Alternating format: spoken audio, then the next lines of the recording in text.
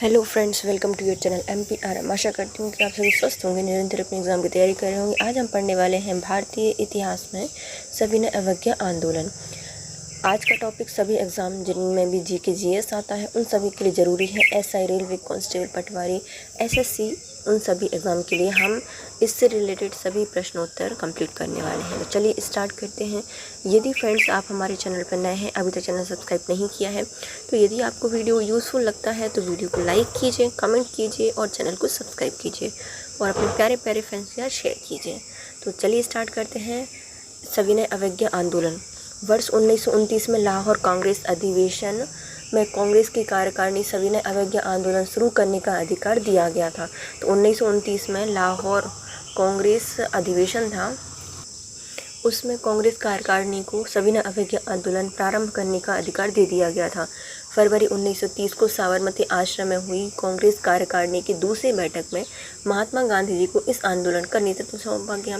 तो फरवरी 1930 में जो कांग्रेस है उसकी एक कार्यकारिणी बैठक हुई, दूसरी बैठक हुई कहाँ पर? साबरमती आश्रम में, जहाँ पर जो सविनय अवज्ञा आंदोलन है इसका नेतृत्व महात्मा गांधी जी को सौंप दिया गया। महात्मा गांधी जी ने 12 मार्च 1930 को अपना प्रथम प्रसिद्ध डांडी मार्च शुरू कर दिया। तो जैसे गांधी जी को नेतृत्व दिया गया, उन्होंने कहा कि हम क्या करें, हम एक काम करते हैं, डंडा लेके करते हैं मार्च। तो डांडी तक इन्होंने मार्च स्टार्ट किया। कब स्टार्ट किया है? 12 मार्च 1930 को। इन्होंने साबरमती आश्रम अहमदाबाद से चुने हुए साथियों के साथ सत्याग्रह के लिए कूच कर दी। इन्होंने कुछ साथियों को चुना और अहमदाबाद जो साबरमती आश्रम है वहाँ से सत्याग्रह प्रारंभ किया। 24 दिन की लंबी यात्रा के बाद 6 अप्रैल 1930 को डांडी में सांकेतिक रूप से नमक कानून भंग कर दिया। तो 24 दिन लगातार चलते रहे वह अहमदाबाद से, और डांडी जाकर इन्होंने 6 अप्रैल 1930 को सांकेतिक रूप से नमक कानून भंग कर दिया। और इस प्रकार नमक कानून तोड़कर इन्होंने औपचारिक रूप से सविनय अवज्ञा आंदोलन प्रारंभ किया। नमक कानून तोड़ा और इन्होंने औपचारिक रूप से सविनय अवज्ञा आंदोलन को प्रारंभ कर दिया। सुभाष चंद्र बोस ने गांधी जी के इस अभियान की तुलना नेपोलियन के एल्वा से पेरिस की ओर जाने वाले अभियान से की थी। जो सुभाष चंद्र बोस है, इनके द्वारा कहा गया कि जैसे जो नेपोलियन है वह एल्वा से पेरिस गया था, वैसे ही गांधी जी अहमदाबाद से डांडी तक गए हैं। एक अंग्रेजी समाचार संवाददाता विल्सफोर्ड ने खिल्ली उड़ाई और कहा कि क्या सम्राट को एक केतली में पानी उबालने से हराया जा सकता है? तो एक समाचार संवाददाता के द्वारा, जो कि क्या है, इनका नाम क्या है, विल्सफोर्ड है, इन्होंने ये कहकर उनकी हंसी उड़ाई थी कि क्या एक सम्राट को केतली में पानी उबालने से हराया जा सकता है। इसके उत्तर में स्टेट्समैन समाचार पत्र में लिखा गया था कि गांधी महोदय समुद्र के जल को तब तक उबाल सकते हैं जब तक कि डोमिनियन स्टेटस नहीं मिल जाता। तो जैसे ही जो विल्सफोर्ड है इनकी ने समाचार मतलब ये अपने वचन दिए, उनके विरोध करते हुए एक और स्टेटस सामने आया जिसमें कहा गया था कि महात्मा गांधी जी समुद्र के जल को तब तक उबाल सकते हैं जब तक कि डोमिनियन स्टेट मिल नहीं जाता। सविनय अवज्ञा आंदोलन गांधी जी के नेतृत्व में पूरे देश में फैल गया। तमिलनाडु में तंजौर तट पर गांधीवादी नेता C राजगोपालाचारी ने तिरुचेनगोड आश्रम से तिरुचिरापल्ली के वेदरायणम तक नमक यात्रा की थी। तो जैसे सविनय अवज्ञा आंदोलन महात्मा गांधी जी को द्वारा स्टार्ट किया गया, वैसे ही पूरे भारत में फैल गया। और तमिलनाडु में जो तंजावुर तट है वहाँ से गांधीवादी नेता C राजगोपालाचारी ने तिरुचेनगोड आश्रम से तिरुचिरापल्ली के वेदरायणम तक आंदोलन मतलब नमक यात्रा स्टार्ट कर दी थी सविनय अवज्ञा आंदोलन के साथ। 5 अप्रैल 1930 को महात्मा गांधी अपने नमक सत्याग्रह के तहत डांडी ग्राम पहुंचे थे। मतलब 6 अप्रैल को इन्होंने कानून तोड़ा है, पहुंच कब गए थे? 5 अप्रैल को अपने सत्याग्रहियों के साथ डांडी ग्राम पहुंच गए थे। इन्होंने डांडी आए सभी देशी एवं विदेशी पत्रकारों को संबोधित करते हुए कहा था कि शक्ति के विरुद्ध अधिकार की इस लड़ाई में मैं विश्व की सहानुभूति चाहता हूँ। तो जब 5 को आए तो उन्होंने कहा क्या करें, चलो हम एक पत्रकार को संबोधन दे देते हैं, जितने भी पत्रकार आए हैं। तो इन्होंने उसमें कहा था कि शक्ति के विरोध में अधिकार की इस लड़ाई में मैं विश्व की सहानुभूति चाहता हूँ। सविनय अवज्ञा आंदोलन के दौरान धर्षणा, नमक गोदाम पर कांग्रेस कार्यकर्ताओं ने धावा से पूर्व महात्मा गांधी को 5 मई 1930 को गिरफ्तार करके यशवंतपुर जेल में भेज दिया गया था। देखो, सविनय अवज्ञा आंदोलन प्रारंभ हो गया, अब अलग अलग जगह पर आंदोलन होने लगे। तो धरसना नमक गोदाम पर जो कांग्रेस कार्यकर्ता हैं उन्होंने धावा बोल दिया, उससे पूर्व ही महात्मा गांधी जी को 5 मई 1930 को गिरफ्तार करके यशवंतपुर जेल में भेज दिया गया था। उनके स्थान पर अब्बास तैयब जी आंदोलन के नेता बने। मतलब ये धरसना पर आंदोलन करने वाले थे, आक्रमण करने वाले थे गोदाम पर, लेकिन उससे पहले गांधी जी पकड़े गए। कौन अब बनेगा नेता? तो अब्बास तैयब जी को नेता बना दिया गया। उनकी भी गिरफ्तारी के बाद श्रीमती सरोजिनी नायडू ने 21 मई 1930 को धरसना नामक गोदाम पर धावे को नेतृत्व किया। जैसे अंग्रेजों को पता चला कि गांधी जी की जगह अब्बास तैयब जी अब नेता बनेंगे या नेतृत्व करेंगे इस आंदोलन का, तो इन्होंने उनको भी उठा लिया। फिर आई कौन? श्रीमती सरोजिनी नायडू। इन्होंने 21 मई 1930 को धरसना नमक गोदाम पर धावा बोल दिया। इस लोमहर्षक घटना का विवरण अंग्रेजी पत्रकार बेब मिलर ने प्रस्तुत किया है। तो जो धरसना नमक गोदाम है उसका वर्णन किसकी तरह किया गया है? तो अमेरिकी पत्रकार हैं बेब मिलर, अच्छे मिरर भी थे वहाँ पे, उनके द्वारा इसको प्रस्तुत किया गया है। उत्तर पश्चिम सीमा प्रांत में खान अब्दुल गफ्फार खान के नेतृत्व में खुदाई खिदमतगार नामक स्वयं सेवक संगठन की स्थापना की गई। तो जो उत्तर पश्चिम सीमा प्रांत है वहाँ पर खान अब्दुल गफ्फार खान के नेतृत्व में खुदाई खिदमतगार नामक स्वयं सेवक संगठन स्थापित किया गया। इन्हें लाल कुर्ती के नाम से भी जाना जाता है, क्योंकि लाल कुर्ती पहनते थे, इसलिए इनको क्या कहा गया है? लाल कुर्ती के नाम से भी जाना गया है। लाल कुर्ती संगठन ने पठानों की राष्ट्रीय एकता का नारा बुलंद किया था। तो जो लाल कुर्ती संगठन है, इनके द्वारा जो पठान है उनकी एकता का नारा बुलंद किया गया था। और अंग्रेजों से स्वतंत्रता के लिए ब्रिटिश औपनिवेशवाद के विरुद्ध आंदोलन संगठित किया था। और जो अंग्रेजों से स्वतंत्रता के लिए ब्रिटिश औपनिवेशवाद के विरुद्ध आंदोलन संगठित किया था। श्रमजीवियों की हालत में सुधार की मांग। उत्तर पश्चिम सीमा प्रांत में मुसलमानों ने खान अब्दुल गफ्फार खान के नेतृत्व में सविनय अवज्ञा आंदोलन में एक महत्वपूर्ण भूमिका निभाई थी। तो जो श्रमजीवी हैं उनकी हालत सुधार की मांग करने के लिए जो उत्तर पश्चिम में जो मुसलमान हैं, इन्होंने अब्दुल गफ्फार खान के नेतृत्व में सविनय अवज्ञा आंदोलन में अपनी महत्वपूर्ण भूमिका निभाई थी। सविनय अवज्ञा आंदोलन के दौरान पेशावर में गढ़वाल रेजिमेंट के सिपाहियों ने चंद सिंह गढ़वाली के नेतृत्व में निहत्थे भीड़ पर गोली चलाने से इनकार कर दिया था।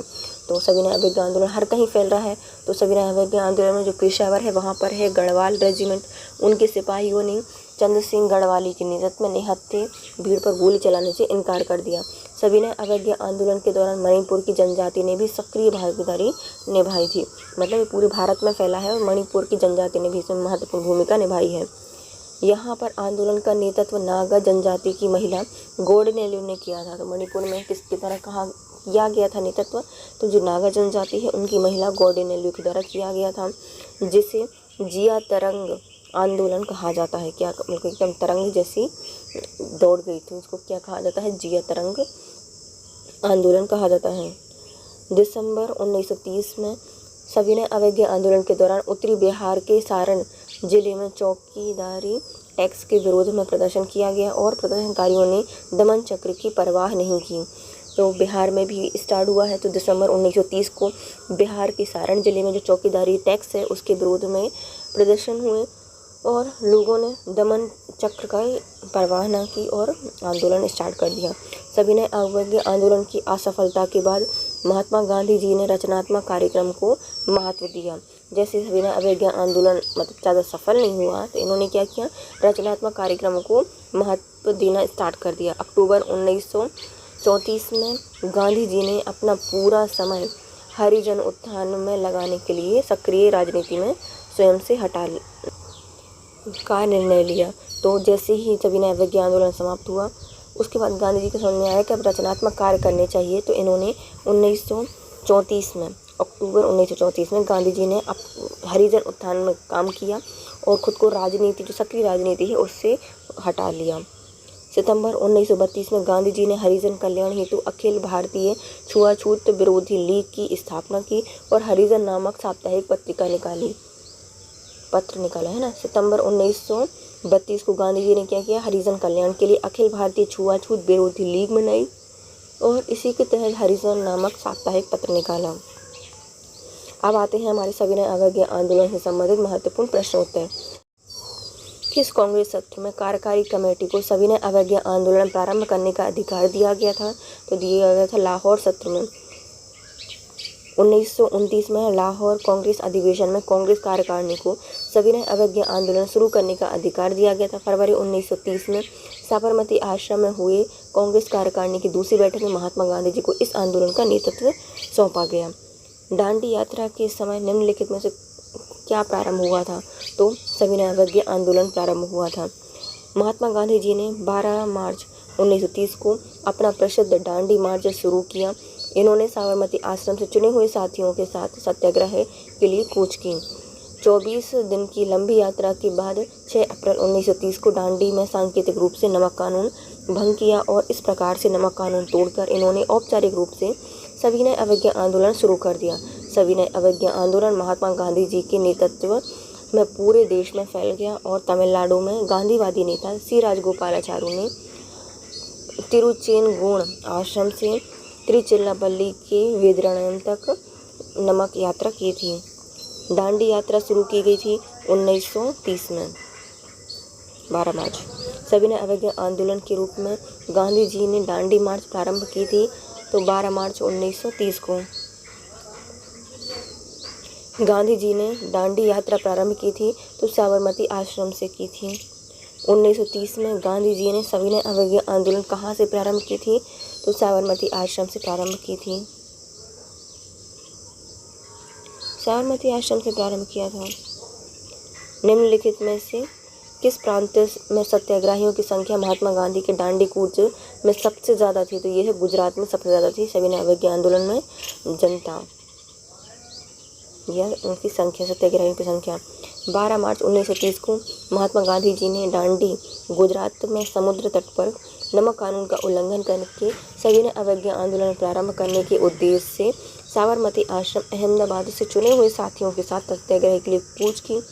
भारत सरकार के सांस्कृतिक मंत्रालय की वेबसाइट पर महात्मा गांधी जी को समर्पित गांधी हेरिटेज पोर्टल पर सभी सत्याग्रहियों की सूची नाम सहित उपलब्ध कराई गई है। इस सूची के अनुसार राज्य एवं सत्याग्रहियों की संख्या निम्न अनुसार है। जहां पर 1 या 2 सत्याग्रही शामिल हुए हैं उनके नाम भी हम उल्लिखित करते हैं। वेबसाइट पर पूरे नाम देखे गए हैं। गुजरात में आते हैं 32 सत्याग्रही, महाराष्ट्र में 13, उत्तर प्रदेश में 8, कच्छ में 6, केरल में 4, पंजाब में 3, राजपूताना से 3, मुंबई से 2, जिनके आते हैं दाऊद भाई और हरिलाल महिमतुरा, सिंध से 1, आनंद हिंगुरानी, नेपाल से 2, महावीर खड़क बहादुर सिंह गिरी और तमिलनाडु से 1, तपन नायर, आंध्र प्रदेश से 1, सुब्रमण्यम, उत्कल से 1, मोती बास दास, कर्नाटक से 1, महादेव मार्तंड, बिहार से 1, गिरिवरधारी चौधरी, बंगाल से 1, दुर्गेश चंद्र दास। निम्नलिखित में से किसने महात्मा गांधी जी के नमक आंदोलन में भाग लिया था? तो ये आते हैं सरोजिनी नायडू, कमला दास, देवी चट्टोपाध्याय और राजकुमारी अमृत कौर, तीनों ने भाग लिया था। महात्मा गांधी जी ने 12 मार्च 1930 को अपना प्रसिद्ध दांडी मार्च शुरू किया। साबरमती आश्रम से चुने हुए साथियों के साथ सत्याग्रह पर कूच की। 24 दिन के बाद 6 अप्रैल 1930 को दांडी में सांकेतिक रूप से नमक कानून भंग किया। इस प्रकार नमक कानून तोड़कर सविनय अवज्ञा आंदोलन प्रारंभ किया। इस आंदोलन में महिलाओं की व्यापक भागीदारी रही थी। इसमें सरोजिनी नायडू, राजकुमारी अमृत कौर और कमला देवी चट्टोपाध्याय नमक कानून या नमक सत्याग्रह में भाग लिया था इन्होंने। निम्नलिखित में से किस आंदोलन में महिलाओं की भागीदारी सबसे ज़्यादा मानी जाती है? तो वो है नमक सत्याग्रह, सबसे ज़्यादा थी इसमें। महात्मा गांधी जी ने 1930 में सविनय अवज्ञा आंदोलन का प्रारंभ किया था दांडी से। महात्मा गांधी जी ने 12 मार्च 1930 को साबरमती से 80 सहयोगियों के साथ पैदल चलकर 24 दिन में लगभग 390 किलोमीटर 241 मील की यात्रा कर दांडी, जो कि गुजरात के नौसारी जिले में स्थित है, वहां पहुंचकर 6 अप्रैल 1930 को इन्होंने नमक कानून भंग कर दिया। सविनय अवज्ञा आंदोलन शुरू हुआ था दांडी मार्च के बाद स्टार्ट हुआ था। दांडी मार्च शुरू हुआ था कहाँ से? तो नमक कानून तोड़ने के बाद। ऐतिहासिक दांडी मार्च का संबंध कहाँ से है? तो ये है नमक कानून को तोड़ने से। दांडी यात्रा कितने दिन चली थी? तो 24 दिन चली थी। सबसे पहले कौन सी घटना घटी थी? सबसे पहले हुआ था साइमन कमीशन का आगमन हुआ था, उसके बाद दांडी मार्च हुआ था, फिर गांधी इरविन समझौता और सबसे बाद में भारत छोड़ो आंदोलन।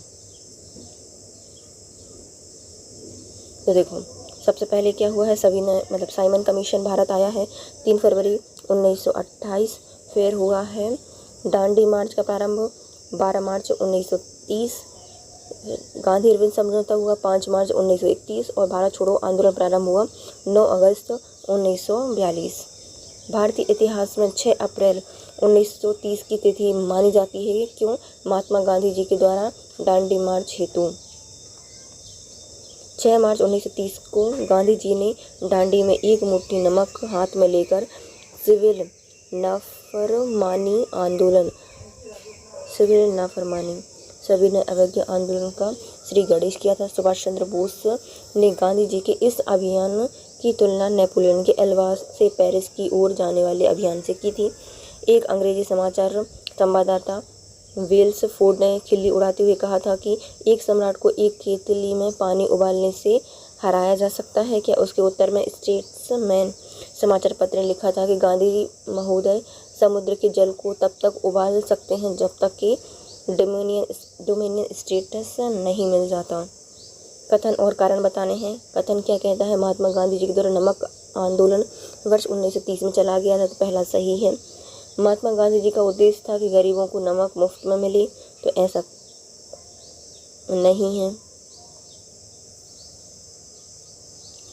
दूसरा गलत हो जाएगा।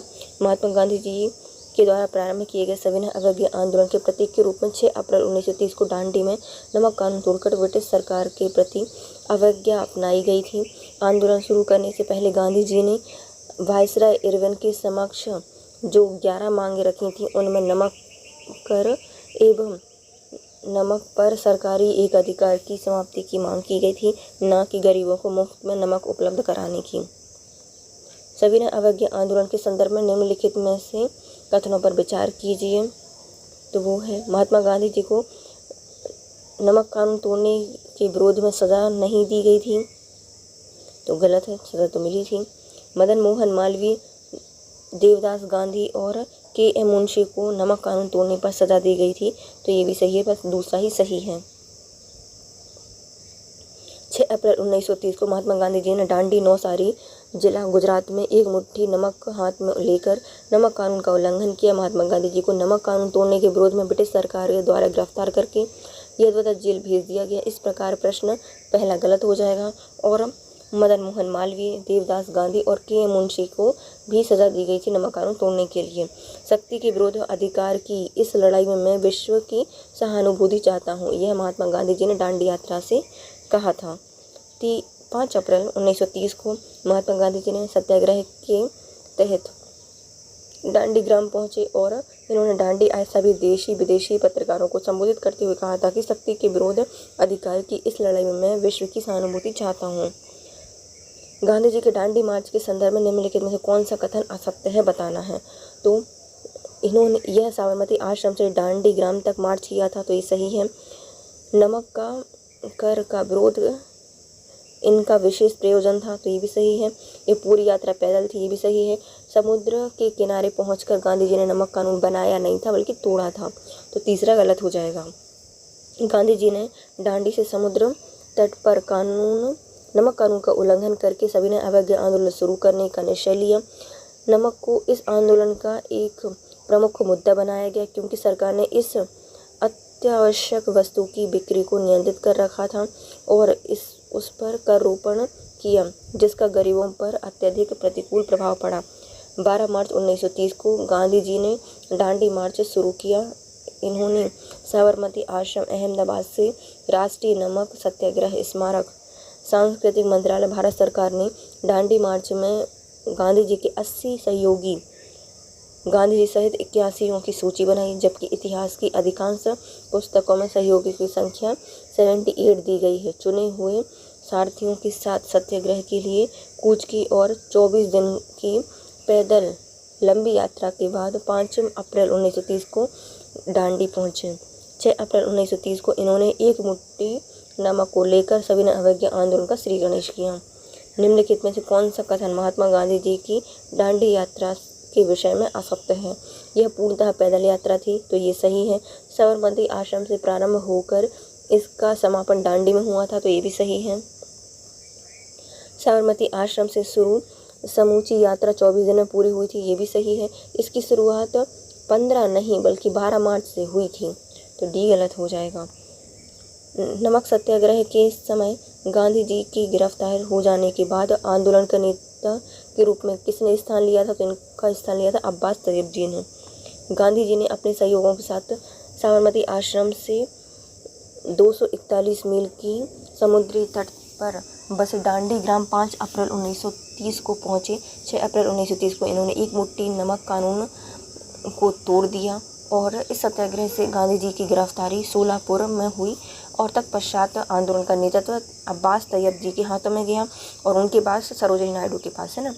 महात्मा गांधी धरसना नामक गोदाम पर कांग्रेस कार्यकर्ताओं के दावे के समय कहाँ पर थे? तो वो थे यदवत जेल में। सविनय अवज्ञा आंदोलन के दौरान धरसना नामक गोदाम पर कांग्रेस कार्यकर्ताओं के दावे से पूर्व महात्मा गांधी जी को 5 मई 1930 को गिरफ्तार कर लिया गया था और यदवत जेल में भेज दिया। उनके स्थान पर अब्बास तैयब जी आंदोलन के नेता चुने गए। उनकी गिरफ्तारी के बाद श्रीमती सरोजिनी नायडू 21 मार्च 1930 को धरसना नमक गोदाम पर धावे का नेतृत्व किया और इसका विवरण अमेरिकी पत्रकार बेब मिलर के द्वारा किया गया है। आचार्य विनोबा भावे किस आंदोलन में भाग लेने के लिए प्रथम बार गिरफ्तार हुए थे? तो यह है सविनय अवज्ञा आंदोलन। आचार्य विनोबा भावे गांधी जी के निकट सहयोगियों में से एक थे। गांधी जी द्वारा संचालित विभिन्न आंदोलनों में इन्होंने भाग लिया है। वर्ष 1930 में वे सविनय अवज्ञा आंदोलन में भाग लेने के दौरान प्रथम बार गिरफ्तार हुए थे। गांधी जी ने जिस विदेश पत्रकार को डांडी मार्च के समय अपनी साबरमती आश्रम में ठहराया था उसका क्या नाम है? Babe Miller.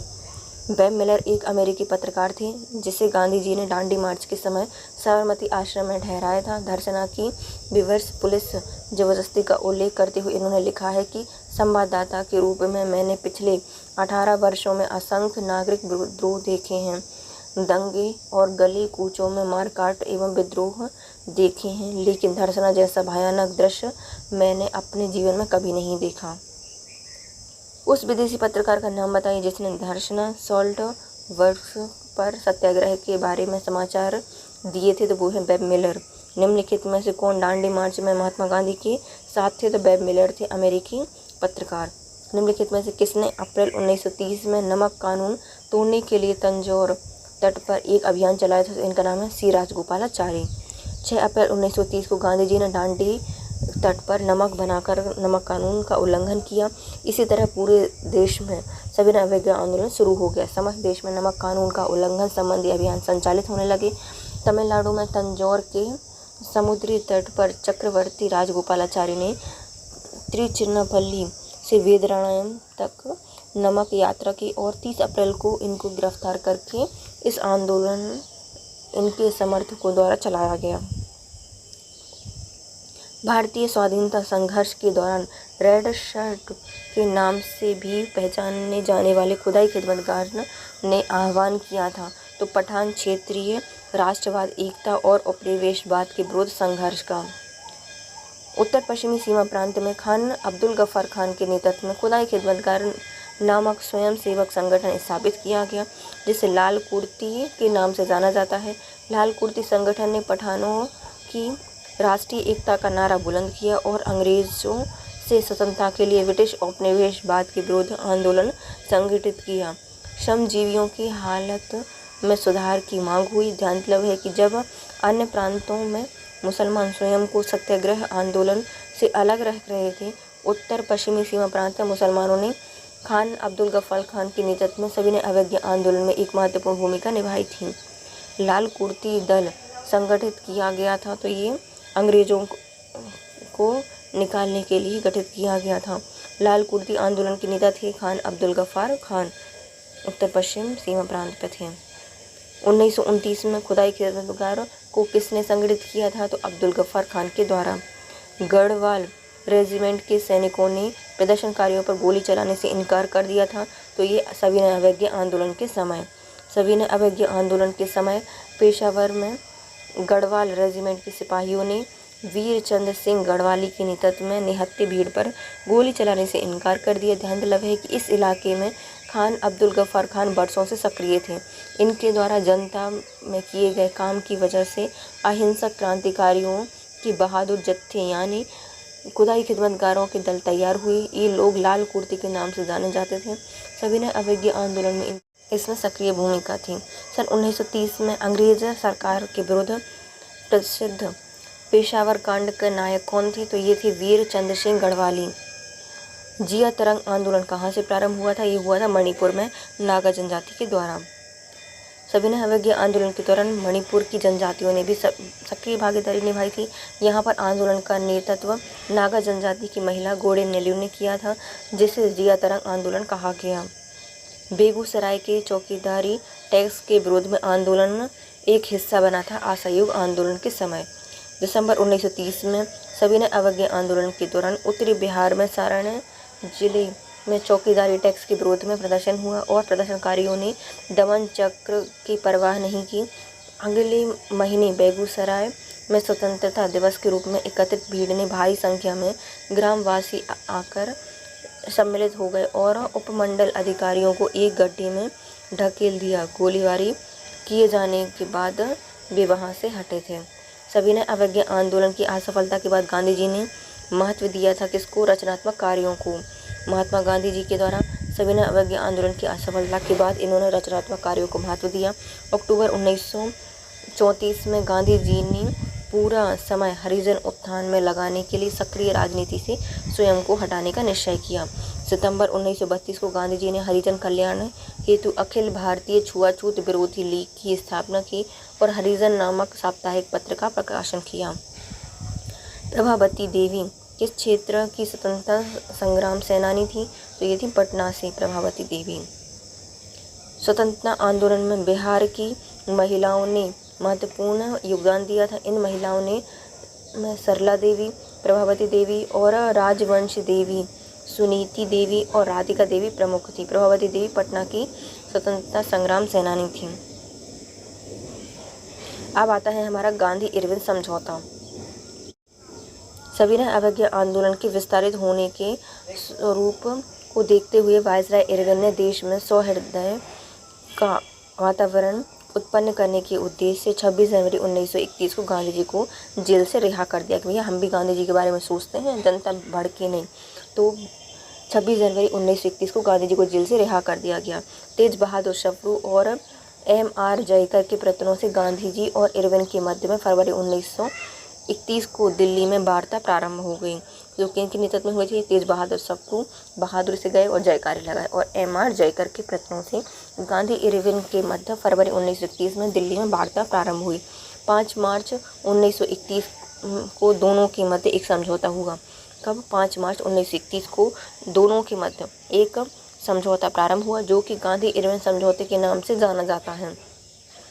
इस समझौते के परिप्रेक्ष्य में सरोजिनी नायडू ने गांधी और इरविन समझौता को 2 महात्मा की संज्ञा दी है। किसके द्वारा दी गई है? सरोजिनी नायडू के द्वारा गांधी और इरविन को 2 महात्मा की उपाधि दी गई है, संज्ञा दी गई है। गांधी इरविन समझौते के अनुसार गांधी जी के नेतृत्व में कांग्रेस सविनय अवज्ञा आंदोलन स्थगित करने के लिए तैयार हो गई थी।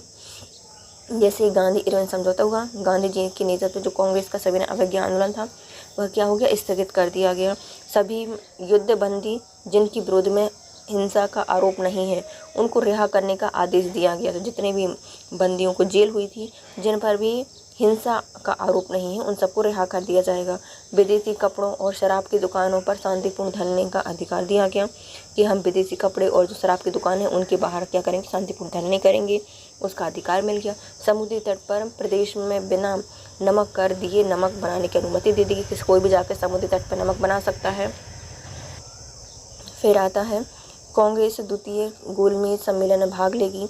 ये भी निर्णय रखा गया था कांग्रेस क्या करेगी? दूसरे गोलमेज सम्मेलन में जाके भाग लेगी। परंतु इस समझौते से जनता को निराश किया, क्योंकि भगत सिंह, सुखदेव और राजगुरु को फांसी ना दिए जाने की जनता की मांग को इसमें सम्मिलित नहीं किया गया था। तो जनता इससे सम्मेलन से या फिर जो ये समझौता हुआ था इससे खुश नहीं थी, क्योंकि इसमें भगत सिंह, सुखदेव और राजगुरु की फांसी ना दिए जाने की कोई बात नहीं कही गई थी। इरविन के जीवनीकार हैं इरविन के एलन कैंपबेल जॉन ने गांधी इरविन समझौते में महात्मा गांधी के लाभों को सांत्वना पुरस्कार एवं इरविन के एकमात्र आत्मसमर्पण के रूप में बातचीत के लिए सहमत होने को कहा था। तो जो इरविन के जीवनीकार हैं एलन कैंपबेल जॉन, इन्होंने गांधी इरविन समझौते महात्मा गांधी के लाभों को सांत्वना पुरस्कार और इरविन के एकमात्र आत्मसमर्पण के रूप में बातचीत के लिए सहमत होने को कहा था। अब आते हैं हमारे गांधी इरविन समझौते से रिलेटेड प्रश्नोत्तर। पहला क्या है, गांधी इरविन समझौता मुख्य रूप से हुआ था गोलमेज सम्मेलन में कांग्रेस की भागीदारी सहज करने के लिए। गांधी जी ने फरवरी 1931 में वायसराय लॉर्ड इरविन से भेंट की और उनकी बातचीत 15 दिन 8 बार वार्ता तक चली। इनका परिणाम स्वरूप 5 मार्च 1931 को एक समझौता हुआ, जिसे गांधी इरविन समझौते के नाम से जाना जाता है। इस समझौते के तहत कांग्रेस को सविनय अवज्ञा आंदोलन स्थगित करना पड़ा। कांग्रेस द्वितीय गोलमेज सम्मेलन में भाग लेने के लिए तैयार हो गई। वस्तुतः प्रथम गोलमेज सम्मेलन में कांग्रेस सम्मिलित नहीं हुई थी। यह समझौता मुख्य रूप से गोलमेज सम्मेलन में कांग्रेस की भागीदारी सहज करने के लिए हुआ था। गांधी इरविन समझौते में निम्नलिखित में से क्या सम्मिलित था? तो राउंड टेबल कॉन्फ्रेंस में भाग लेने के लिए कांग्रेस को आमंत्रित करना, ये पहला तो सही है। दूसरा, असहयोग आंदोलन के संबंध में जारी किए गए आदेशों को वापस लेना, तो ये भी सही था कि असहयोग आंदोलन बंद कर दिया जाएगा। पुलिस की जातियों की जांच करने हेतु गांधी जी के सुझाव की स्वीकृति दी गई थी, तो ये नहीं था। केवल उन्हीं कैदियों को रिहा किया जाएगा जिन पर हिंसा का अभियोग नहीं था, तो ये भी सही है। तो इसमें सिर्फ तीसरा गलत है और सभी सही हैं। गांधी इरविन समझौते, जिसे दिल्ली समझौते के नाम से जाना जाता है, 5 मार्च 1931 को दिल्ली में संपन्न हुआ। इसके तहत कुछ प्रावधान रखे गए थे, जैसे गोलमेज सम्मेलन में भाग लेने के लिए कांग्रेस को आमंत्रित किया गया था। असहयोग आंदोलन, सविनय अवज्ञा आंदोलन के संबंध में जारी आदेशों को वापस लिया जाएगा, जितने वैध आदेश में वापस आ जाएंगे। जिन राजनीतिक बंदियों पर हिंसा के आरोप हैं उन्हें छोड़कर सभी को रिहा कर दिया जाएगा, ये भी सही है। पुलिस की जातियों की जांच हेतु गांधी जी के सुझाव पर स्वीकृति को इसमें शामिल नहीं किया गया था। गांधी इरविन समझौते पर हस्ताक्षर हुए थे 1931 में 5 मार्च 1931 को संपन्न हुए समझौता। गांधी इरविन समझौता के प्रावधान क्या थे? गांधी जी के नेतृत्व में कांग्रेस सविनय अवज्ञा आंदोलन स्थगित करने के लिए तैयार हो गई। सभी युद्धबंदी जिनके भी विरुद्ध हिंसा का आरोप नहीं है उनको रिहा कर दिया जाएगा। विदेशी कपड़े, शराब की दुकानों पर शांतिपूर्ण धरने देने का अधिकार था। समुद्री तट प्रदेश पर बिना नमक कर दिए नमक बनाने की अनुमति दी गई थी। कांग्रेस द्वितीय गोलमेज सम्मेलन में भाग लेने के लिए तैयार हो गई थी, परंतु इस समझौते में जनता को निराश किया गया, क्योंकि भगत सिंह और सुखदेव राजगुरु को फांसी ना दिए जाने की जनता की मांग इसमें शामिल नहीं थी। गांधी इरविन समझौता हुआ था 1931 में 5 मार्च को। 5 मार्च 1931 को निम्नलिखित में से कौन समझौता हुआ था? तो गांधी इरविन समझौता हुआ था। निम्नलिखित में से कौन या किसका स्थगन गांधी इरविन समझौते हुआ था? तो यह सविनय अवज्ञा आंदोलन का स्थगन हुआ था। गांधी इरविन समझौते के हस्ताक्षरित होने में निम्नलिखित महत्वपूर्ण भूमिका निभाई थी, तो तेज बहादुर सप्रू और M.R. जयकर के द्वारा। सविनय अवज्ञा आंदोलन के विस्तारित होने के फल उसके स्वरूप को देखते हुए वायसराय इरविन ने देश में सौहार्द का वातावरण उत्पन्न करने के उद्देश्य 26 जनवरी 1931 को गांधी जी को रिहा कर दिया। तेज बहादुर सप्रू और M.R. जयकर के प्रयत्नों से गांधी जी और इरविन के मध्य फरवरी 1931 को दिल्ली में वार्ता प्रारंभ हुई और 5 मार्च 1931 को दोनों के मध्य एक समझौता हुआ, जो गांधी इरविन समझौते के नाम से जाना जाता है। इस समझौते के परिप्रेक्ष्य में सरोजिनी नायडू ने गांधी और इरविन को 2 महात्मा की संज्ञा दी थी। गांधी इरविन समझौते में किसने मध्यस्थता निभाई थी? तो तेज बहादुर सप्रू और M.R. जयकर। निम्नलिखित व्यक्तियों में से किसने महात्मा गांधी और इरविन को 2 महात्मा कहा था? सरोजिनी नायडू के द्वारा। निम्नलिखित में से किसने गांधी इरविन समझौते महात्मा गांधी जी को लाभ को संतावना पुरस्कार कहा था? ये कहा गया था एलन कैंपबेल जॉनसन के द्वारा। इरविन के जीवनी काल। एलन कैंपबेल जॉनसन ने गांधी इरविन समझौते, महात्मा गांधी जी के लाभों को संतावना पुरस्कार एवं इरविन के एकमात्र आत्मसमर्पण के रूप में बातचीत के लिए सहमत होने के लिए कहा था। उत्तर प्रदेश लोक सेवा आयोग ने इसका उत्तर ए माना है, लेकिन संशोधित करके को बी माना गया और क्या दिया गया? एलन कैंपबेल जॉनसन दिया गया है। इसके साथ हमारा आज का टॉपिक होता है complete guys. If you like my video please share, subscribe and comment. Thank you so much guys, have a nice day.